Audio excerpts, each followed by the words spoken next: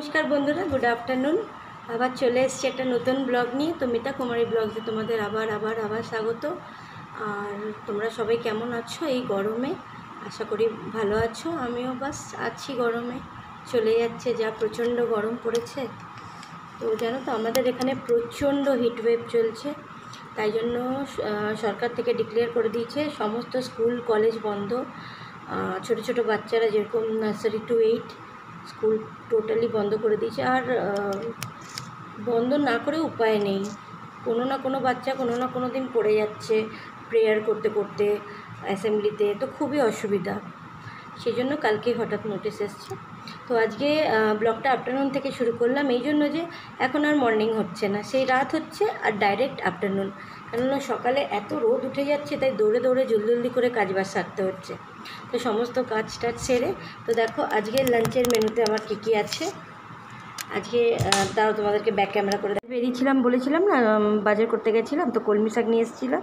আর পেঁয়াজগুলো ভীষণ মিষ্টি, বিশ্বাস করো। রুটি আর রাহর ডাল, এই গরমেতে রাহর ডালটা খুব উপকারী। তো তোমরা পারলে রাহর ডাল খেও, আর পেঁয়াজটা রেখো তোমাদের খাবার মেনুতে, ভীষণই উপকারী পেঁয়াজ, লু থেকে প্রোটেক্ট করে। আর টক দই রেখো, আমি কালকে টক দই খেয়েছিলাম।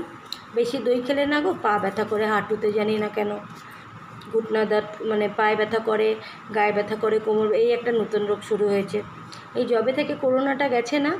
আর সবাই বলছে, এবং এটা আমার নিজস্ব বিশ্বাস, যবে থেকে ভ্যাকসিন নিয়েছি না, কিছু না কিছু লেগেই আছে। দেখো আগে যখন হার্ট অ্যাটাক হতো না, মানুষকে টাইম দিত, এখন শুনছি এ মরে যাচ্ছে, পড়ে গেল মরে গেল, পড়ে গেল মরে গেল, কী জানি বাবা।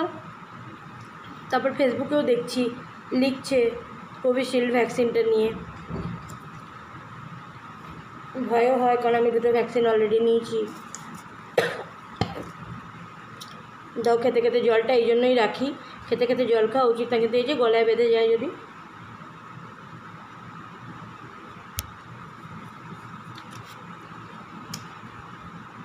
আর গরমে রান্নাবান্না করতে একদম ভালো লাগে না, বিশ্বাস করো। মনে হয় যা হোক কিছু একটা খেয়ে শুয়ে থাকি, কিন্তু তা করলে তো হবে না, ঘরের কাজও আছে, সব পুরোটাই একা হাতেই করতে হয়।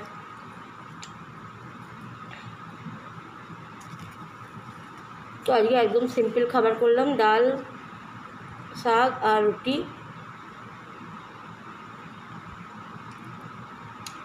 আর পেঁয়াজ, ব্যাস। শসা ছিল, আর কাটতে ইচ্ছা করলো না, পুড়িয়াগিরি করে। আর আমাদের এখানে মোটামুটি আজকে 44, কালকে তো বলছে 45 পেরিয়ে যাবে। আশ্চর্য ব্যাপার, কলকাতাতে কখনো হিটওয়েভ চলে না, এত গরম হয় না। এবার তো শুনছি ঝাড়খণ্ড থেকে পশ্চিমবঙ্গে বেশি গরম চলছে। ওখানে তো আগে ডিক্লেয়ার করেছিল 11টা থেকে 4টে অবধি বেরোবে না, আমাদের এখানে কালকে থেকে করেছে। কী যে হবে, মানুষ যে এত 4G 5G পেছনে ছুটছে না, তার পরিণাম এইগুলো। তোমরা কে কে আমার সাথে একমত আমাকে কমেন্টে অবশ্যই জানাবে। আমার তো একদমই মানে আমি এগুলোতে, আমি জানো আমার এখনও ফোন 4G, আমি 5G নিইনি। যদিন চলছে চলুক, কি হচ্ছে এসব করে আমরাই রোগের শিকার হচ্ছি। এই গরম, যাদের এসি নেই তাদের কি অবস্থা, গরিব মানুষ, রাস্তাতে নিরীহ জন্তু জানোয়ারগুলো বলো দেখি, জলের জন্য ঘুরে। তোমাদের কালকে দেখাবো, আমি আমার ব্যালকানিতে একটা মাটির ভাঁড়ে জল রাখি, কিন্তু এত গরম হয়ে যায়, পাখিগুলো খায় কি খায় না জানি না। তো আজকে আর ব্লগে বেশি কিছু আনতে পারলাম না, বাস এই কী রান্না করলাম আর কি রান্না দেখাবো, ওই তো একই জিনিস, তাই তোমাদের সঙ্গে খেতে খেতেই গল্প করছি।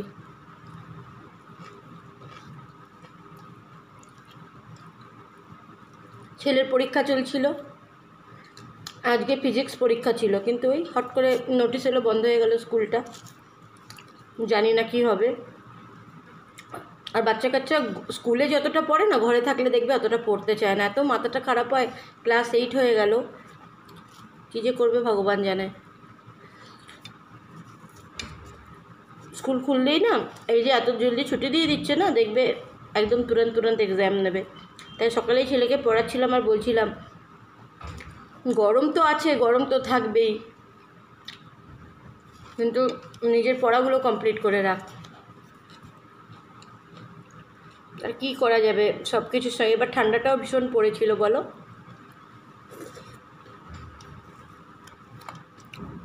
যেমনি ঠান্ডা পড়েছিল তেমনি গরমটা পড়লো।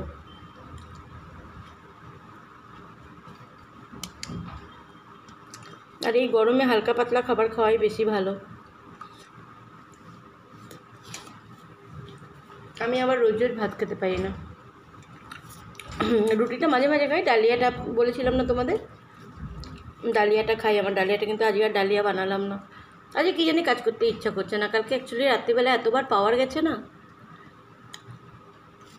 ঘুমটা ঠিক হয়নি গো। তো চলো আজকে আর বেশি বড় করছি না ব্লগটা। যদি আমার ব্লগটা ভালো লেগে থাকে তোমরা প্লিজ লাইক কমেন্ট শেয়ার করো। আর নতুন বন্ধুদের উদ্দেশ্যে বলছি তোমরা অবশ্যই সাবস্ক্রাইব করো আর বিনা স্কিপ করে ভিডিওটা দেখো। তো চলো বাই বাই, আরেকটা ব্লগ নিয়ে আসবো। ভালো থেকো, সুস্থ থেকো, নিজের প্রতি খেয়াল রেখো।